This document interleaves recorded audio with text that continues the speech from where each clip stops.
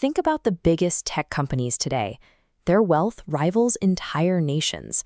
But 400 years ago, a single shipping company dwarfed them all. Founded in 1602, the Dutch East India Company, or VOC, amassed a level of wealth and influence that was previously unseen. At its peak, the company employed 50,000 people across the globe. It operated a massive fleet of merchant ships and commanded its own private army of 30,000 soldiers. Our current methods for raising money and trading goods were designed to solve the exact problems this company faced in the 1600s. In 17th century Europe, spices like nutmeg, pepper, and cinnamon were incredibly rare.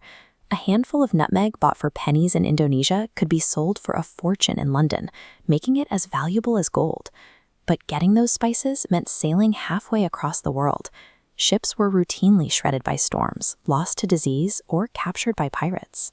If a ship went down, a wealthy merchant who paid for the voyage lost everything. A single storm could wipe out a family's entire fortune overnight. The cost and the risk of these voyages were too high for any one person to carry alone. They needed a new way to pay for them. The Dutch realized that if they couldn't eliminate the risk of sinking ships, they could at least spread it out. Instead of one person paying for a whole voyage, thousands of everyday citizens could chip in. They created something called a share. By buying a fraction of the ship's cost up front, an investor was guaranteed that same fraction of the profits when the ship returned. To make it extremely easy for people to buy and sell these shares, the Dutch established the Amsterdam Stock Exchange. This document is a receipt from an early stock trade.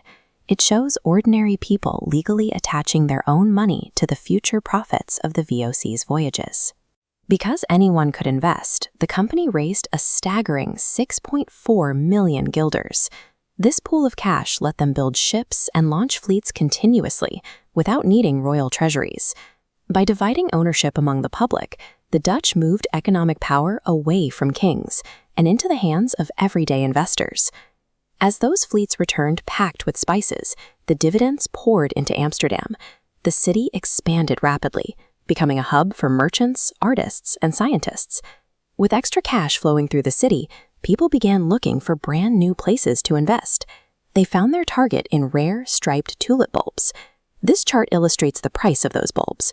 As more people bought in, the value skyrocketed until a single bulb cost as much as a luxury house. Then the buyers disappeared, and the market crashed back to zero. The financial tools that funded the Dutch Golden Age also created the world's first market bubble, proving that large-scale investment carries the risk of a total collapse. But the high dividends paid out to investors were not secured by clever trading alone. They were secured by military force. The Dutch government gave the VOC powers that usually belong only to countries. The company had the legal right to declare war, build fortresses, and conquer foreign lands.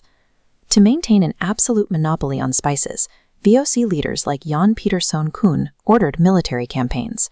They attacked the Banda Islands in Indonesia, brutally killing thousands of native residents who tried trading with anyone else. The company replaced local populations with enslaved people brought from other parts of the world, forcing them to harvest the crops and maintain the trading outposts. The booming stock market back in Amsterdam relied on this distant violence. The foundation of this early corporate wealth was built directly on human exploitation and colonial conquest. Eventually, the company's massive size became a heavy burden. This chart reveals the company's later finances. The blue bar for trade profits remains flat, while the red bar for military and colonial costs grows, overshadowing the income. Simultaneously, rampant employee corruption drained the remaining profits, pushing the company's net value below zero. Weakened from the inside, the company was then battered by a series of naval wars with England. By 1799, the VOC was bankrupt and dissolved by the Dutch government. The corporation had conquered islands and built an army to protect its trade, but the staggering cost of managing that empire is exactly what destroyed it.